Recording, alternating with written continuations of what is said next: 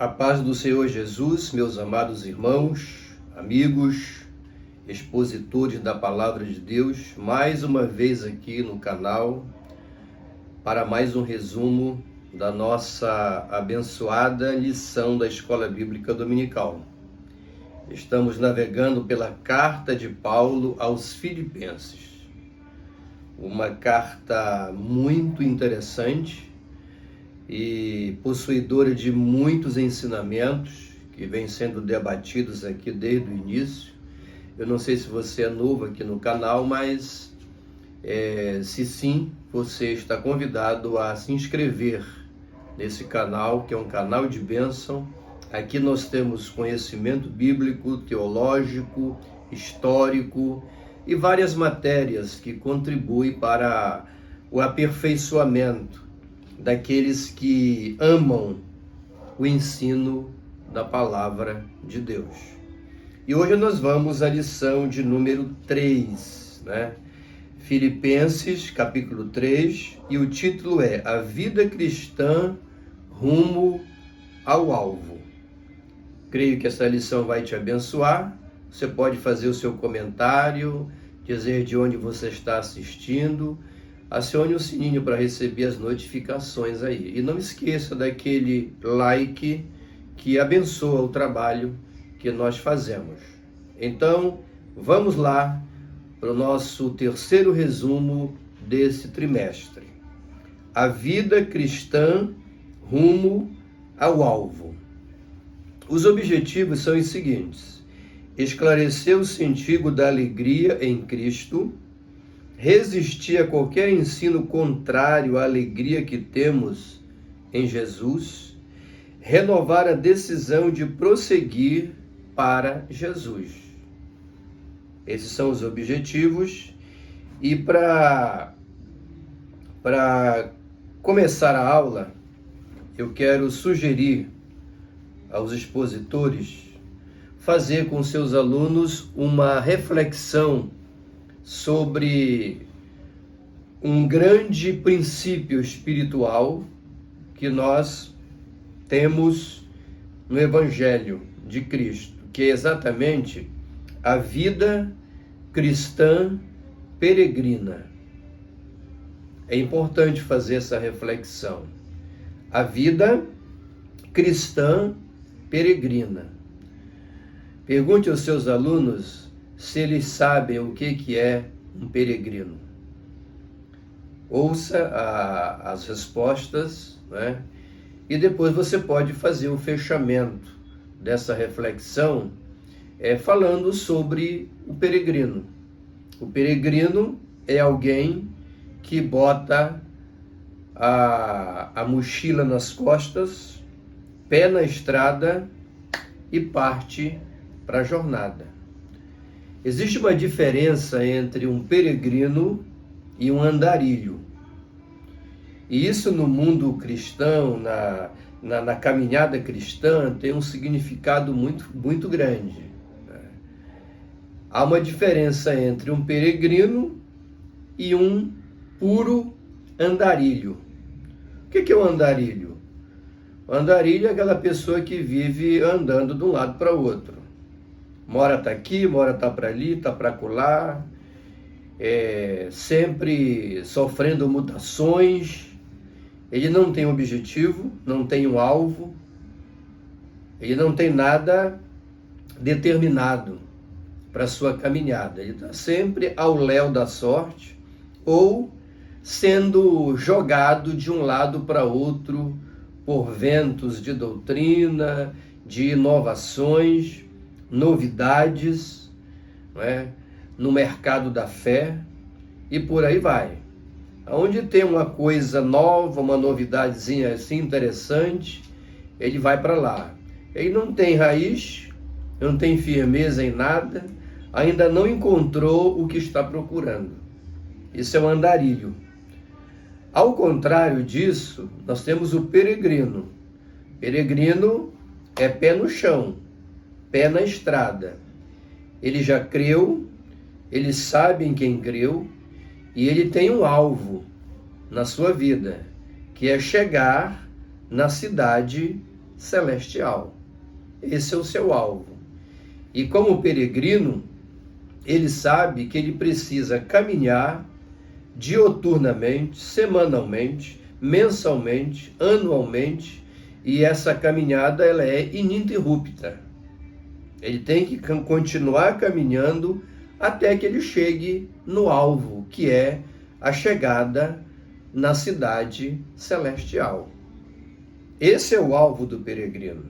E como peregrino, ele sabe que essa caminhada lhe oferece obstáculos, dificuldades, desafios.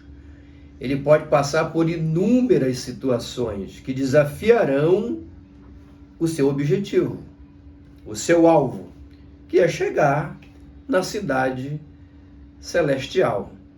Abrindo aqui um link teológico que eu chamo, nós temos na Bíblia um grupo de salmos, ali que vai do 120 em diante, são alguns salmos, eles são chamados de salmos de romagem, ou dos degraus, ou ainda salmo cânticos de peregrinos. Isso acontecia da seguinte forma. Por que recebe esse nome? Porque a ideia aqui é o seguinte: os peregrinos, eles saíam de suas terras, de suas tribos, de suas aldeias, e iam em romaria. Juntava aquele grupamento de peregrinos, e eles pegavam a estrada rumo aonde? A Jerusalém. O alvo deles era chegar em Jerusalém. Por quê? Porque lá em Jerusalém é que estavam os sacerdotes, os levitas, todo o aparato do culto judaico estava em Jerusalém, no tabernáculo, no templo. Então eles iam para lá. E eles percorriam aquelas estradas, ora sobe, ora desce, pedregulho, assaltantes, vários tipos de desafios esses peregrinos, eles enfrentavam. Por exemplo, o Salmo 121 diz assim, olha, eleva meus olhos para os montes, de onde me virá o socorro? É uma alusão a parte desses desafios que os peregrinos enfrentavam para chegar lá em Jerusalém. E você imagina, o ânimo era esse, a determinação era essa, e você imagina a alegria quando esse peregrino adentrava a cidade de Jerusalém e chegava no templo do Senhor para oferecer o seu sacrifício e participar das grandes celebrações, nas grandes festas, como Páscoa e tudo mais. Esse é o retrato bíblico de um peregrino. E a lição de hoje, ela está voltada para essa questão. A figura, uma das figuras fundamentais que Paulo usa aqui, tem relação com essa peregrinação do cristão. Nós, de igual modo, hoje estamos com o pé na estrada. Então, se você se considera um peregrino, vamos lá, pé na estrada, olhos fitos no alvo e vamos caminhar. Vai ser fácil essa jornada? Com certeza não. Ela vai se apresentar carregada de desafios, mas não pode parar. Não pode desistir, não pode abrir mão, não pode desanimar, não pode voltar para o Egito. Pé na estrada e se prossigamos para o alvo, como diz o apóstolo Paulo aqui, ok? Então essa reflexão, ela é importante porque ela vai colaborar com o entendimento do aluno sobre o verdadeiro sentido da nossa jornada cristã enquanto filhos de Deus aqui nesse mundo, ok? Dito isso, faço a citação aqui do texto áureo, que está em Filipenses 3,14. Prossigo para o alvo, olha só, para o prêmio da soberana vocação de Deus em Cristo Jesus. Prossigo. A palavra prossigo aqui vai aparecer mais lá na frente na exposição, mas dá a ideia aqui de movimento, de constância, de atos nessa peregrinação. Então, quando ele diz prossigo, quer dizer que a vida cristã, ela está em constante e permanente movimento. Não tem que parar, não tem que desanimar, né? Correr atalhos, sentar na beira do caminho, deixar como é que fica, deixar como está para ver como é que fica. Peregrino, ele enfrenta os desafios.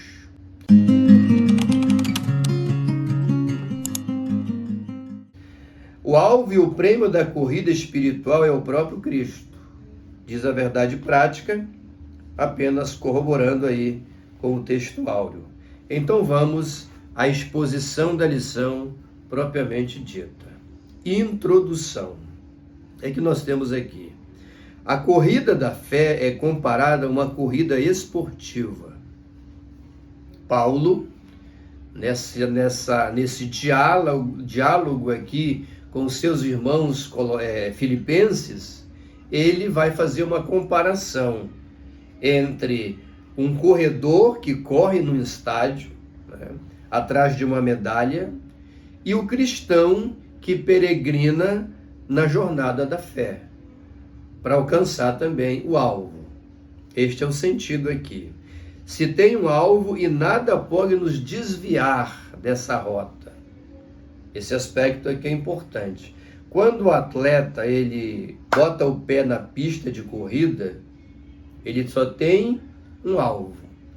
Ele só tem olhos para uma coisa: chegar, cruzar a linha de chegada, de preferência em primeiro lugar.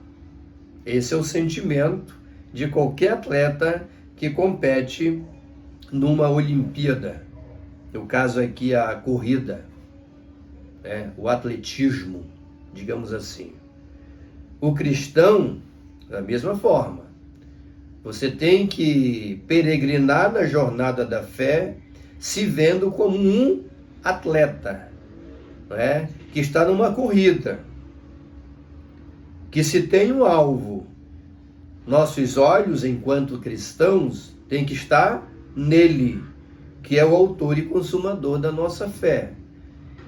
Vão aparecer coisas para nos distrair, para cá, mas quem quer vencer a corrida não se permite ser atraído por nada que possa tirá-lo do foco, do alvo, que é chegar cruzando a linha de chegada. Muito interessante isso. Essa introdução feita, vamos ao primeiro tópico da lição: perigo dos falsos mestres. Então, o que nós temos aqui? Perigo dos falsos mestres. A heresia sempre foi um inimigo da igreja. Quando você lê o capítulo 3 de Filipenses, que o comentarista está usando aqui, você vai perceber que Paulo ele faz um longo e incisivo discurso se referindo aos falsos mestres, aqueles que manipulam a palavra de Deus para pregar, ensinar exatamente o que eles querem e não exatamente aquilo que a palavra de Deus está dizendo. Tá certo? Então, o falso ensino sempre foi um grande inimigo da igreja, um inimigo mesmo, tá? O item de número 1 diz o seguinte: Paulo ele fala 3 coisas aqui neste primeiro tópico sobre os falsos mestres. Ele diz que eles roubam a alegria, tá, cristã da igreja, que é o primeiro.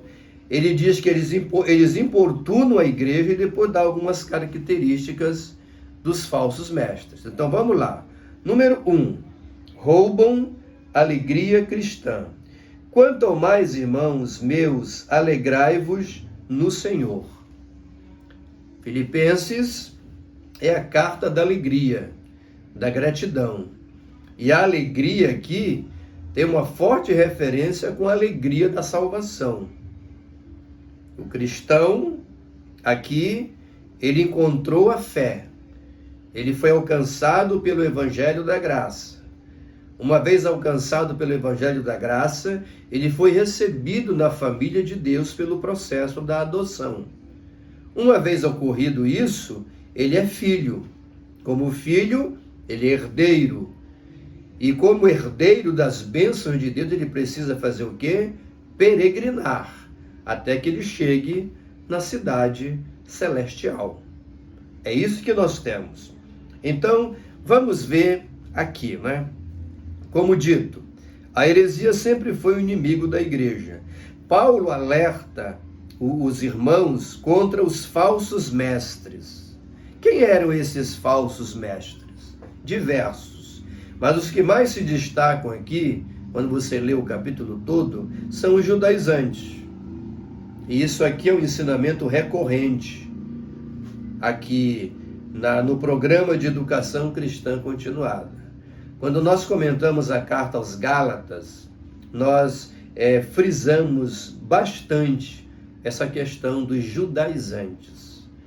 Você pode ver aí no canal que tem vídeos referente à carta aos Gálatas e Efésios, e eu aconselho você dar uma olhadinha nesses vídeos sobre Gálatas. Você vai encontrar lá muita coisa, bastante informações sobre a pessoa, o trabalho desses chamados judaizantes.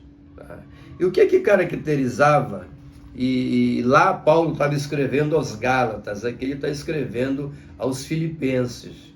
Mas essa turma judaizante, esses falsos ensinadores, eles se movimentavam bastante. Tudo que é lugar onde tinha uma comunidade cristã, eles se infiltravam para produzir os seus falsos e corrompidos e adulterados ensinamentos, com aquela aparência de evangelho, de doutrina bíblica, mas que continha o fermento da heresia, do desvio doutrinário e da falta de observância a coisa mais importante do evangelho, que é o sacrifício da cruz. Isso é uma realidade. Então, assista esses vídeos que você vai ter bastante informações lá que vão servir para cá. Nós vamos aqui uma resenha, né? Quem eram esses judaizantes? Era um grupo de pessoas que pregavam o que nós chamamos de evangelho, mais alguma coisa. Eles chegavam nas comunidades cristãs e diziam assim aos irmãos: vem cá, qual foi o evangelho que Paulo pregou aqui para vocês? Aí os irmãos diziam: ele pregou o evangelho da graça, ele falou que a salvação é pela fé, pela graça sois salvos e tudo mais, e nós nos arrependemos, aceitamos a Cristo, e estamos vivendo a fé cristã como Paulo nos ensinou. Aí esse judaizante que dizia o seguinte: olha, esse evangelho que Paulo pregou aí, ele está incompleto. Está incompleto. E os irmãos: mas como assim incompleto? Não, está incompleto porque é claro que a cruz é importante. É claro que o sacrifício de Jesus é importante. Mas ele não é suficiente, diziam os judaizantes. Não é suficiente. Além dessa fé, além desse evangelho, além dessa conversão que vocês estão se referindo, vocês precisam circuncidar-se, vocês precisam guardar as cerimônias, praticar as cerimônias judaicas. Ou seja, vocês precisam se converter ao judaísmo.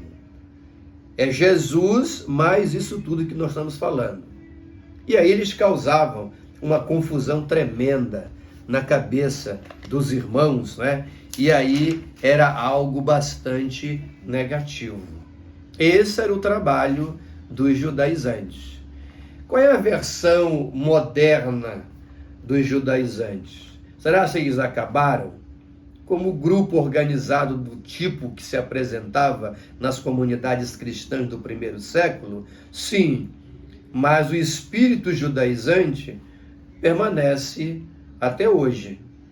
Esse espírito acompanhou toda essa trajetória de mais de 2000 anos da igreja cristã. Durante toda essa caminhada, a Igreja de Cristo, e eu não estou falando aqui de denominação religiosa, estou falando da Igreja de Cristo, né? A Igreja de Cristo, ao longo desses mais de 2000 anos, ela vem sofrendo aqui e ali a intervenção de pessoas possuídas por esse espírito judaizante, né, que distorce o evangelho. A internet, a televisão está cheio disso aí. Pessoas pregando coisas que parecem bonitas, né, mas são desvirtuamento do evangelho. Macular, né, e somar, subtrair, forjar, na verdade, um evangelho que não é o evangelho genuíno de Cristo, mas um engodo, uma mistura. Não, isso, mais isso, mais isso. E essa é a versão atual dos judaizantes. Eles estão por toda parte, nos vilarejos, nas pequenas cidades, nos médios campos e nas grandes metrópoles. É preciso ter cuidado. Só escapa de um judaizante o cristão verdadeiramente arraigado na palavra de Deus. E quando você tem ensinamento na escola bíblica dominical, no culto de doutrina de sua igreja, né, ali é o lugar, essas são as oportunidades para você fortalecer essa fé que uma vez foi dada aos santos, e assim você se tornar imune à agressão, à atuação irresponsável de pessoas que não pregam, que não ensinam e que também não vivem o verdadeiro evangelho de nosso Senhor Jesus Cristo. Essa é a aplicação. O item de número 12 diz que os falsos ensinadores, além de tirar a paz e a alegria dos irmãos, eles também importunam a igreja. É evidente que esse segundo item aqui é um desdobramento do anterior, tá? Mas tem alguma coisa aqui, olha. O perigo dos problemas internos da igreja. O nosso comentarista, ele faz essa sugestão e ela é verdadeira. Procede. Os maiores problemas que afetam a igreja não são os externos. A perseguição que vem lá de fora, a problemática que vem lá de fora, o mundo se opondo a nós, nos criticando e querendo barrar o avanço do reino de Deus na terra. Isso existe, é ruim, mas pior do que isso são os problemas internos. Está entendendo? Os problemas internos, aquilo que surge, que nasce dentro da própria estrutura da igreja. E uma dessas problemáticas é exatamente a atuação dos falsos profetas, dos falsos ensinadores. Eles são uma verdadeira problemática interna na vida da igreja e precisam ser enfrentados e confrontados, né? E olha só, os falsos mestres não ganham almas e nem promovem o crescimento da igreja. Entendeu? Pode prestar atenção. Um falso mestre, um falso profeta, ele não anda atrás de pessoas, entendeu, que não conhecem a Deus com a mensagem de salvação, de graça, de arrependimento, para trazer essas pessoas ao convívio da fé. Não. Isso não é trabalho de falso mestre. Eles têm outra intenção. Eles geralmente chegam aonde já está tudo pronto. Entendeu? Aonde a igreja já está estabelecida. Eles não são desbravadores missionários. Eles são nem crentes, né? Se fossem amantes do reino de Deus, eles procuravam um lugar onde não tem igreja, onde não tem crente, onde não tem evangelho. Há tantos lugares por aí, eles poderiam ir para lá, evangelizar, falar de Jesus, né? Não é isso que eles fazem, não. Isso não é trabalho de falso mestre. O nome já está dizendo. Eles chegam aonde já está estabelecido uma igreja, uma comunidade, um grupo de pessoas servindo a Deus, e eles chegam lá para tirar a alegria, a paz e semear a discórdia. Esse é um trabalho de um falso ensinador de um judaizante. Os falsos mestres apenas prejudicam a caminhada da igreja. Apenas isso. E nada mais. Então você precisa ficar atento. Porque na comunidade onde você vive, não importa onde você esteja, em qualquer lugar, né, pode aparecer um judaizante. Um falso ensinador transvestido de obreiro, de líder, de pastor, de professor, e você precisa ficar atento. Como é que você vai conhecer? Se você conhece a palavra, é fácil de detectar um falso mestre, tranquilamente, ok? O item de número 3, suas características, aí que Paulo ele vai usar 3 nomes aqui, que designam benzinho um falso ensinador, né? Paulo usa o termo acautelai-vos para chamar a atenção dos filipenses para o mau caráter dos falsos mestres. Essa é a realidade. Esses falsos mestres, tanto aqueles que perturbavam as comunidades cristãs do tempo de Paulo, como é o caso aqui dos filipenses, como os de hoje, eles têm a mesma característica, entendeu? Eles se apresentam com a mesma forma de ser, né? Então aqui Paulo ele vai usar 3 designações para os falsos mestres. A primeira, ele usa a palavra cães. Ele compara esses falsos ensinadores com os cães. E por uma razão muito simples.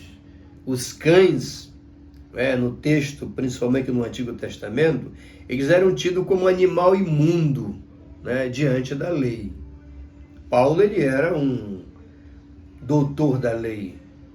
Era um homem conhecedor, profundo conhecedor de todo o judaísmo e tudo que tinha relação com ele. Ele sabia o que estava dizendo.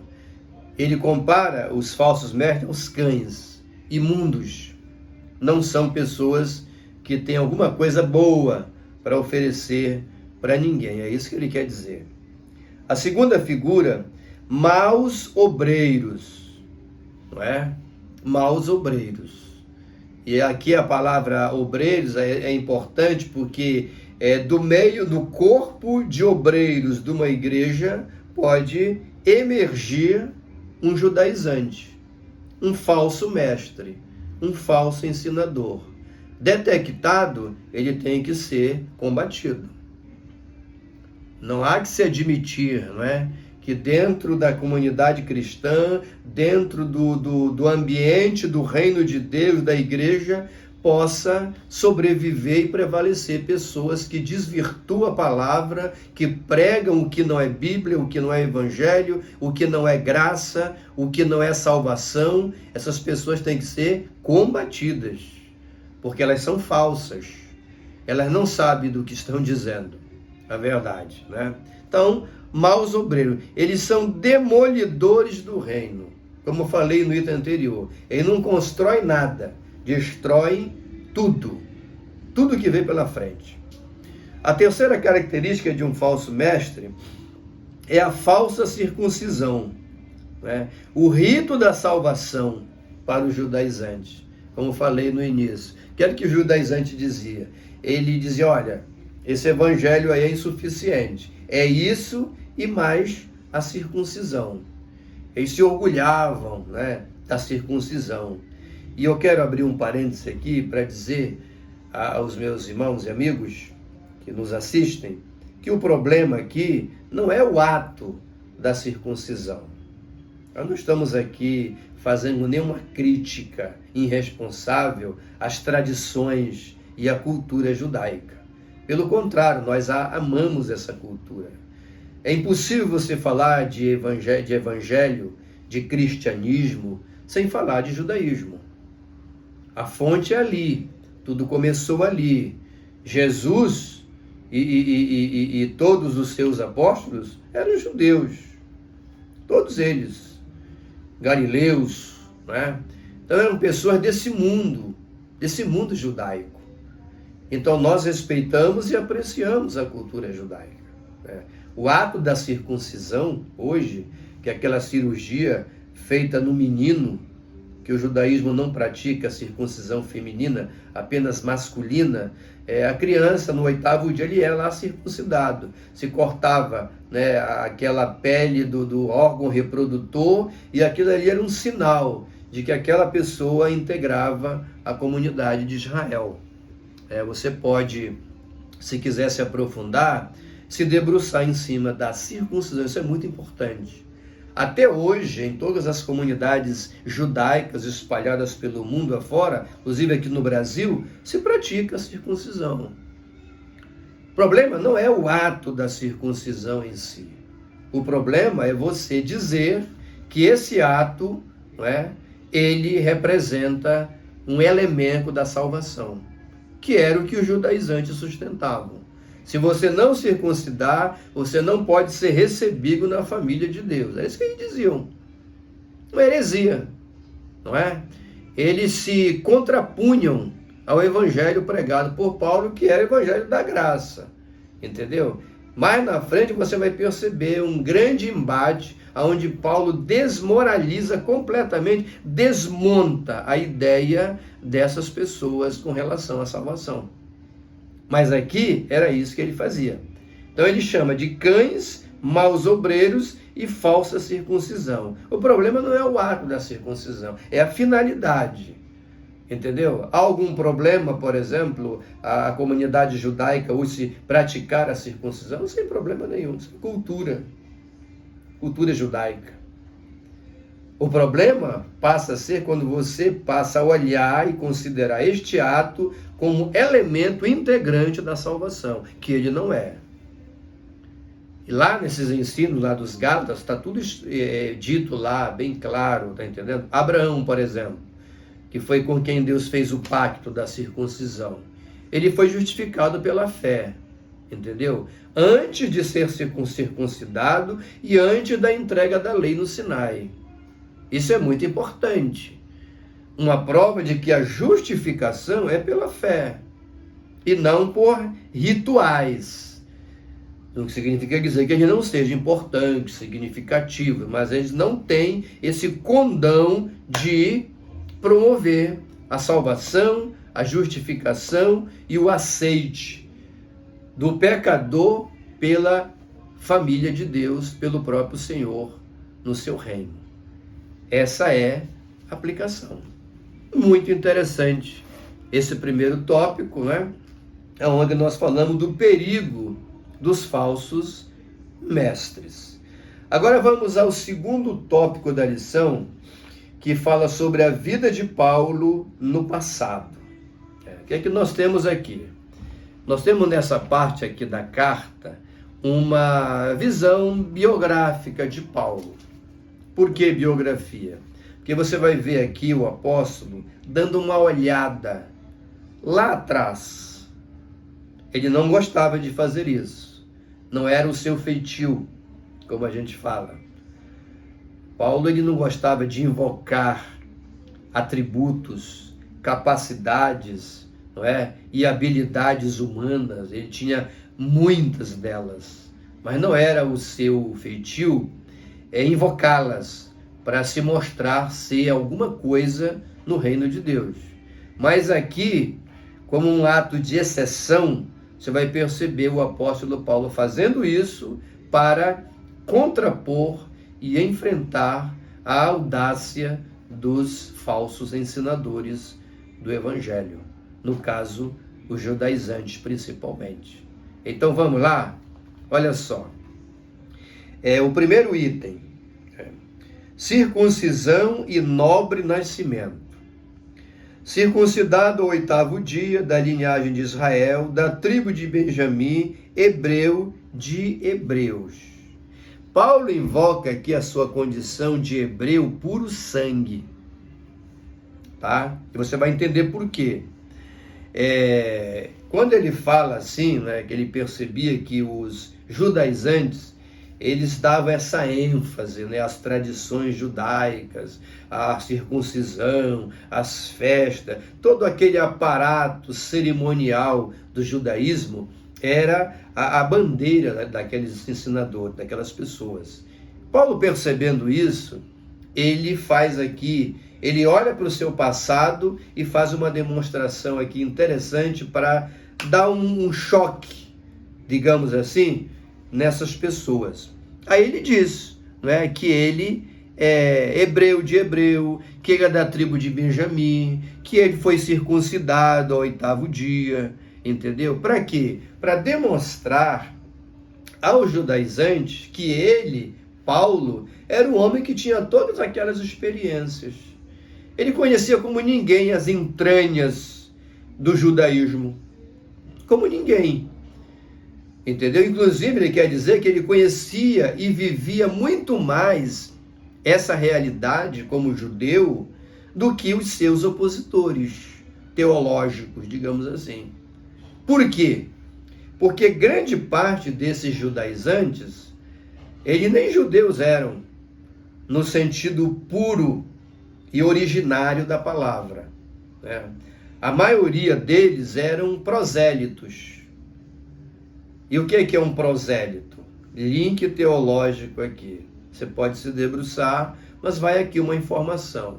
Um prosélito, ele era um estrangeiro qualquer que se convertia ao judaísmo. Ele aceitava viver como judeu, né? Então ele se convertia ao judaísmo, aí ele era circuncidado, e ele ele aderia ao judaísmo de maneira plena. E por isso ele era considerado um judeu, para todos os efeitos, entendeu?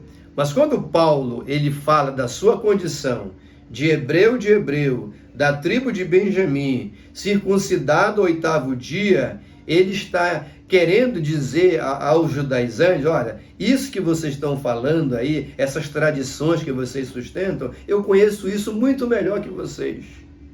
Vocês nem são judeu originário, eu sou.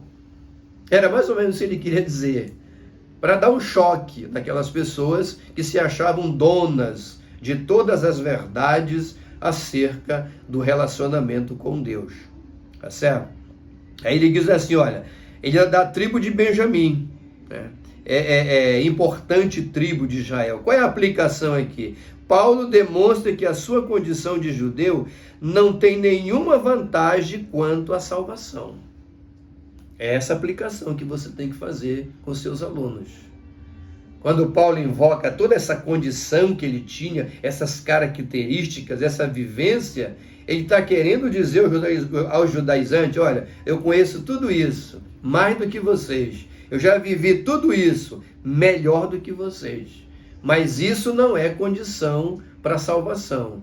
Eu sou judeu, puro sangue, circuncidado, da tribo de Benjamim, hebreu de hebreu, mas a minha salvação não está circunscrita a essas condições. Era isso que Paulo queria dizer. Essa é a aplicação.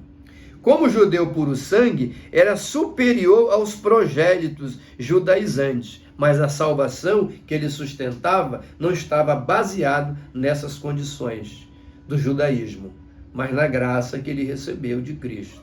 Era isso que ele queria dizer. Aí vem o segundo item.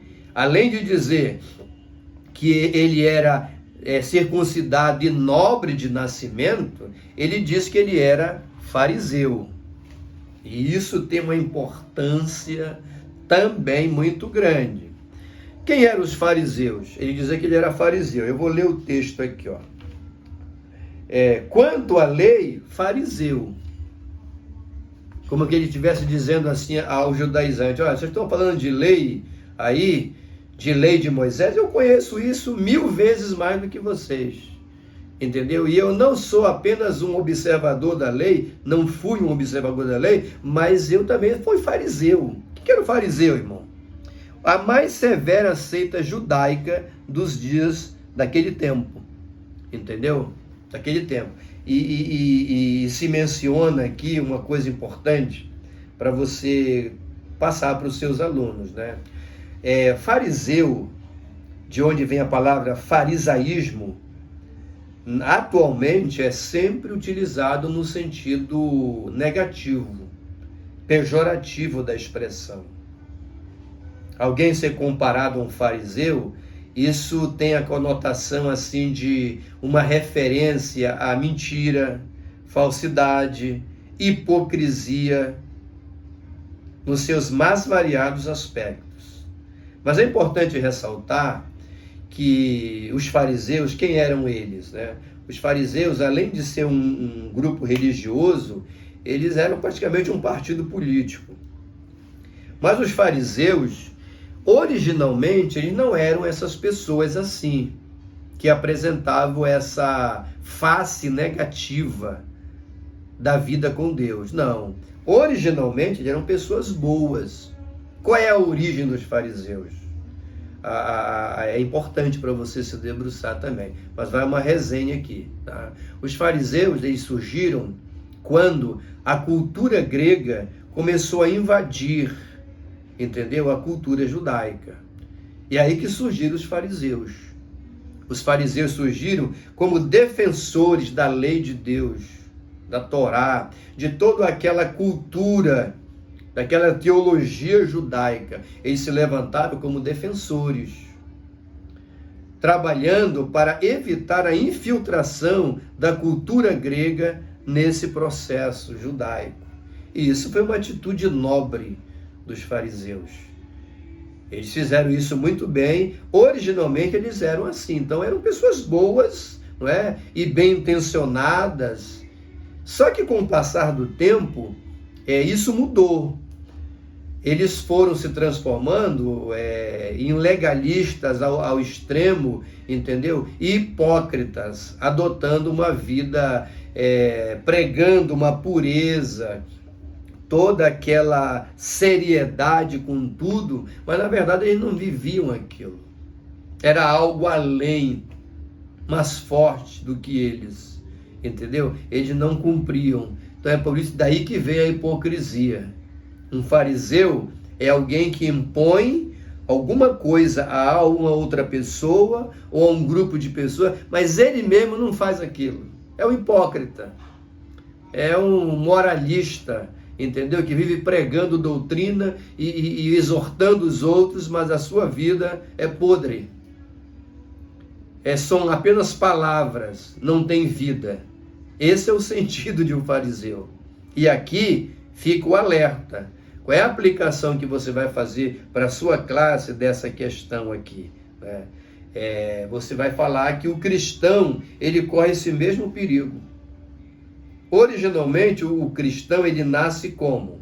Ele nasce como fruto do Evangelho da Graça. Ele se torna o quê? Uma testemunha de Cristo. Alguém que vive o Evangelho para se opor ao mundo, à vida mundana, à imoralidade, a tudo aquilo que choca, que entra em choque com os ditames do Evangelho e da vida com Deus.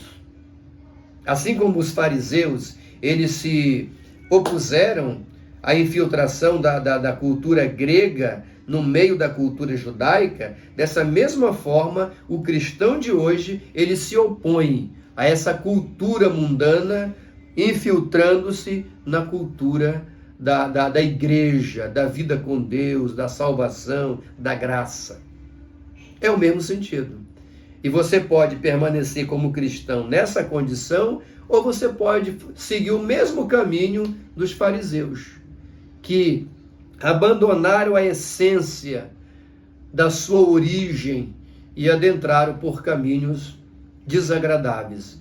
E como os fariseus, muitos cristãos hoje estão fazendo a mesma coisa. Tornaram-se cristãos apenas nominais, entendeu? Fraudulentos, hipócritas, não é? Que vivem apenas uma religiosidade. Foi isso que aconteceu com os fariseus. E vida com Deus vai além de religiosidade. Religiosidade, atos litúrgicos, celebrações, né? Que são coisas importantes, mas a pessoa adere àquilo e pratica aquilo, mas o coração está longe de Deus. A vida do cotidiano não condiz em nada com aquilo que ele acha que ele está fazendo e deixando parecer para os outros que ele é uma pessoa que se dedica a Deus, mas é só religiosidade vazia e barata. Não existe vida com Deus. Aí se torna um cristão igual a um fariseu. O cristão que se distancia do seu propósito, como o fariseu se distanciou, é o sal que perde o seu sabor, ou a sua capacidade, se torna insípido, como Jesus falou, né? Fica só a aparência que é sal, aparência que é luz, aparência que é filho, aparência que vive o evangelho. Não, é só mentira. Está podre porque a vida não condiz, mas se escondem atrás de liturgias, de atos religiosos, de capas de espiritualidade, para esconder, camuflar a sua vida podre. Jesus teve vários embates com os fariseus no seu tempo, e eles existem ainda hoje entre nós, com outras caras, com outros nomes, com outras maneiras de abordagem, mas são fariseus, falsos irmãos. Amém? Então vamos lá, continuando aqui, o item de número 3, esses falsos mestres, entendeu? Ouviram de Paulo que além de ele ser um fariseu, ou foi um fariseu importante, entendeu? Ele também se diz que foi perseguidor da igreja. E isso tem um peso muito grande, né? Perseguidor da igreja. O que ele fala aqui, ó? Quanto ao zelo, perseguidor da igreja. Quanto à justiça que há na lei, irrepreensível. O que ele quis dizer? Que ele era um seguidor muito responsável da lei. Ele fazia de tudo para cumprir todo aquele ritual do judaísmo. Ele está falando com os judaizantes: olha, vocês estão longe de mim. Vocês nem são judeus de direito. Chegaram um tempo aí, se converter, vocês eram pagãos. Vocês vieram para cá, entendeu? Aderiram às tradições judaicas e agora vocês acham que vocês são donos de todas as verdades. É isso que Paulo queria dizer. Ele estava dizendo: eu conheço isso melhor que vocês. Olha, na defesa do judaísmo, ninguém podia ser comparado a Paulo. Que ele não era um simples defensor do judaísmo, ele foi muito além, ele se doou aquilo, ele perseguiu a igreja, ele consentiu na morte de Estevão e de tantos outros, entendeu? Para sustentar aquela bandeira dele de defensor do judaísmo. Um fariseu no pleno sentido da palavra. Você está entendendo? Agora, qual é a aplicação aqui? Olha, ele foi também perseguidor da igreja dos primórdios, braço de ferro do Sinédrio. O que era o Sinédrio? Era a corte judaica. Paulo ele era inserido ali, ele atuava nos interesses dessa instituição, que foi a grande responsável pela via crucis, condenação injusta e julgamento injusto de Jesus de Nazaré. Esse Sinédrio aí. Né? Essa corte. Então Paulo, olha, no encontro com Cristo caiu a religiosidade de Paulo. Ele se viu um pecador carente de Cristo. É isso que ele quer dizer. Eu fui fariseu, eu fui perseguidor, eu achava que estava fazendo a obra de Deus, eu fui contra tudo aquilo que Jesus ensinou, mas eu tive uma experiência com ele. Quando ele caiu, no caminho de Damasco, no chão ficou o quê? O egoísmo, a religiosidade falsa. Não que o judaísmo fosse falso, mas religiosidade falsa no sentido de utilizar aquilo para se justificar e achar que fazendo aquilo ele estaria salvo e que Deus estaria se agradando de todos os seus atos. É nesse sentido que a falsidade aparece. Essa religiosidade caiu por terra. Por quê? Porque ele teve a experiência com aquele que é maior do que o judaísmo, do que o cristianismo, do que o protestantismo, do que o catolicismo e qualquer ismo que você conheça. Cristo é maior do que isso tudo. Então esse encontro com Cristo derrubou a religiosidade e daí fez nascer a verdadeira vida com Deus. Era isso que ele queria dizer aos seus opositores, oponentes judaizantes. Ele queria dizer: olha, vocês nem tiveram essa experiência, vocês não conhecem Cristo, né? Vocês eram pagãos e agora viraram judeu. e estão presos aí a todas essas tradições que são importantes, mas a salvação não está aí. A salvação está em Cristo Jesus, tanto para judeu, como para grego, como para gentil. Era isso que Paulo queria dizer. É essa aplicação que você tem que fazer. Lição maravilhosa, linda viagem pela carta de Paulo aos Filipenses. Vamos em frente. Vamos lá? Vamos para o terceiro tópico da lição para encerrar.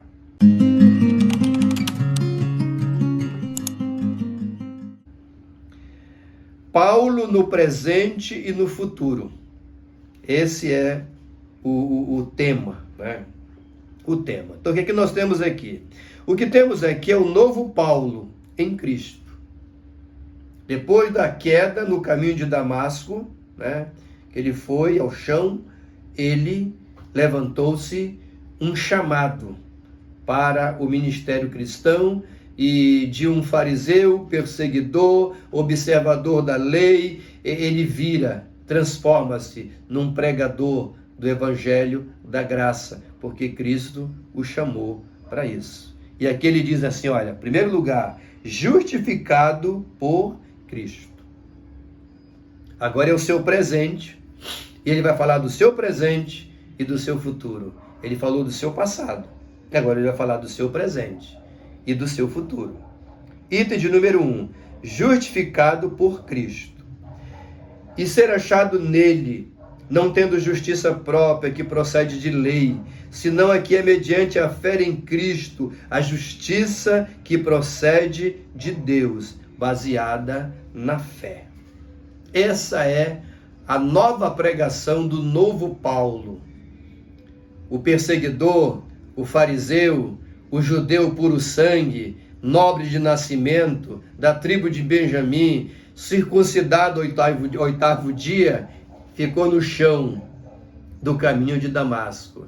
Agora se levantou um novo homem, né, que se diz agora justificado por Cristo. A justiça de Paulo não procedia da sua condição judaica, mas da fé em Cristo Jesus. É o seu testemunho de conversão.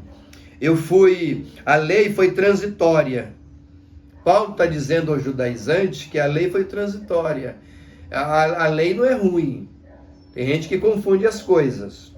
Não, a lei não serve, sim. A lei, ela não é ruim, ela é boa. Ela é boa por quê? Porque ela foi originada em Deus. Quem foi que deu a lei? Deus. Ele não daria algo que não fosse bom. Então a lei é boa. E a lei ela tem um propósito, ela cumpriu o seu papel. Qual era o propósito da lei? Mostrar ao homem a sua condição pecaminosa, a sua condição pecadora, de depravada, longe de Deus. Esse era o papel da lei. A lei mostrava a nossa condição pecadora, pecaminosa, mas não nos redimia. Era isso que Paulo queria dizer aos judaizantes. Olha, vocês estão praticando todos esses atos aí, isso parece bonito, mas isso não vai justificar vocês. Vocês têm que viver aqui a justificação por Cristo Jesus. E ela é suficiente, não precisa dos rituais. Era isso que Paulo queria dizer, tá? Então, qual é a aplicação aqui que você vai fazer para os seus alunos? É essa aqui, olha. O sistema religioso algum pode promover a salvação. Nós falamos do judaísmo, das cerimônias judaicas, de toda essa tradição aqui, que não promove a salvação, por mais bonito e importante que seja, entendeu? Da mesma forma se aplica a qualquer um outro sistema religioso criado por alguém para dizer, olha, se você seguir isso aqui, você vai ser aceito por Deus. Não existe isso. Sistema religioso algum pode promover a salvação. Só tem um caminho, a justificação pela fé. Pela graça sois salvos mediante a fé. Isso não vem de vós, é dom de Deus. E nem é de obra para que ninguém se glorie. Isso é muito maravilhoso. Aí vem o segundo item. Prossigo para o alvo. Ele disse, sou justificado por Cristo e prossigo para o alvo. E aqui entra a questão do textuário de maneira mais ampla, né? Paulo vê o crente como um atleta de alto nível, como um grande corredor, Um atleta que está numa Olimpíada, entendeu? Então ele se prepara e aí ele assume a sua posição na pista de corrida e ali ele vai desempenhar as suas habilidades como um grande atleta. É assim que o crente precisa se enxergar, né? Como alguém que está numa corrida, que está seguindo um propósito, como alguém que tem um alvo a ser perseguido e conquistado. É isso que é dessa maneira que nós temos que nos enxergar, entendeu? A palavra prossigo, ela dá a ideia de movimento. Então a vida cristã, ela não pode se estagnar. Como lá na reflexão que nós fizemos do peregrino. O peregrino é alguém em constante movimento. Então a palavra peregrino tem toda uma relação com essa palavra que Paulo fala assim, olha, prossigo para o alvo. Qual é o alvo do peregrino? Chegar à cidade celestial. Qual é o alvo do atleta que corre no estádio, na Olimpíada? É chegar, cruzar a linha de chegada, que para os peregrinos dos salmos de romagem era o quê? A chegada no templo, para oferecer o seu sacrifício e ser grato a Deus pelas bênçãos. Qual o alvo do peregrino? Chegar a Jerusalém celestial. Esse é o alvo que ele tem. Então é dessa maneira que o cristão precisa se ver. O termo grego é dioco, para prosseguir. No grego descreve um caçador perseguindo ativamente a sua presa. Quando o grego fala prossigo para o alvo, dioco, né? A ideia é desse caçador que está aí correndo, eu preciso pegar essa presa.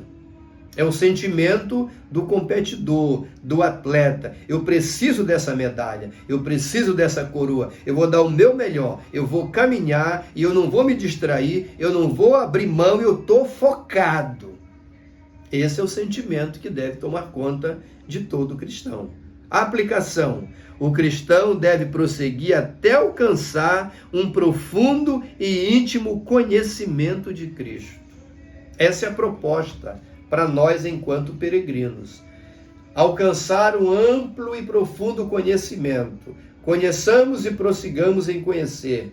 A proporção que o tempo passa, cada dia, de maneira plena e ininterrupta, nós temos que perseguir esse conhecimento, esse relacionamento com Deus. Vamos alcançando a maturidade até chegar no nível que Paulo chegou, ao ponto de dizer, o viver para mim é Cristo, o morrer é lucro. Isso é alto nível, alta performance de maturação espiritual. E aí vem o terceiro item, o último da lição, esperança da ressurreição. A corrida só termina na glória. Olha só, aqui ó.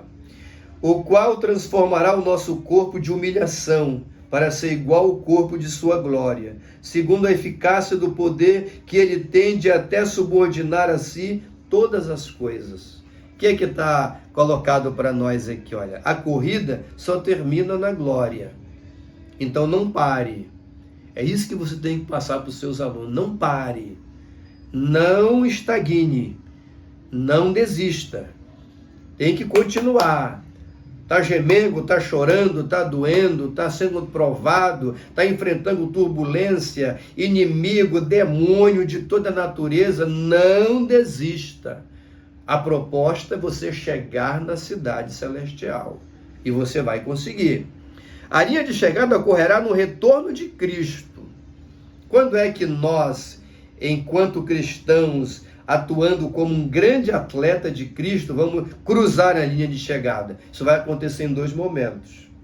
Ou pode acontecer de duas formas. Primeiro, se você morrer em Cristo. Se você morrer em Cristo antes do arrebatamento da igreja, você já estará cruzando a linha de chegada. Morreu em Cristo. Como Paulo disse, combati o bom combate, terminei a carreira, guardei a fé. Agora só me resta aguardar a coroa que o justo juiz me dará naquele dia, porque eu cruzei a linha de chegada. Essa é a primeira forma. E a segunda, para quem não passar para a eternidade e for participante da vinda do Senhor, do arrebatamento da igreja, que vai acontecer na sua segunda vinda, não é? Quando a igreja for arrebatada, aí você vai chegar cruzando a linha de chegada. Por quê? Porque vai haver a transformação.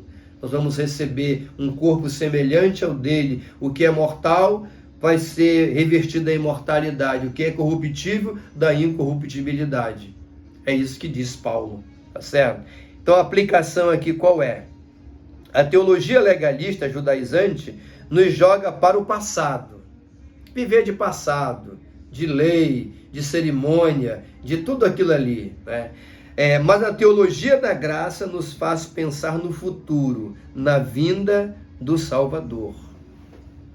É isso que o Evangelho da Graça faz com a gente. Ele nos recebe, nos dá acesso à família de Deus, e quando isso acontece, nós viramos o quê? Um peregrino, que vamos marchar, caminhar, e o alvo é a cidade celestial, a vinda do Senhor.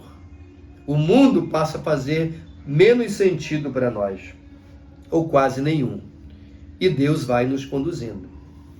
Amém, meus irmãos? Que lição maravilhosa. Não encerre o vídeo antes de deixar aquele like abençoador, né? Todas as pessoas que assistem um vídeo abençoado deveriam deixar o seu like, né? Mas às vezes a pessoa esquece. Então, não esqueça, deixa esse like, porque isso abençoa e leva a plataforma a entender que esse conteúdo é bom e recomendá-lo para outras pessoas. Oremos ao Senhor. Pai querido, obrigado por essa grande oportunidade de exposição da Tua Palavra. Que aqueles que foram alimentados por essa palavra possam ser instrumentos para transmitir essa mesma graça, esse mesmo amor, essa mesma bênção para outras pessoas e contribuir com o crescimento espiritual delas. Em nome de Jesus, nós te agradecemos. Amém. Aonde você estiver, receba um carinhoso abraço deste irmão em Cristo, Ed S., da Assembleia de Deus da Estrada Nova, em Belém do Pará. Deus te abençoe.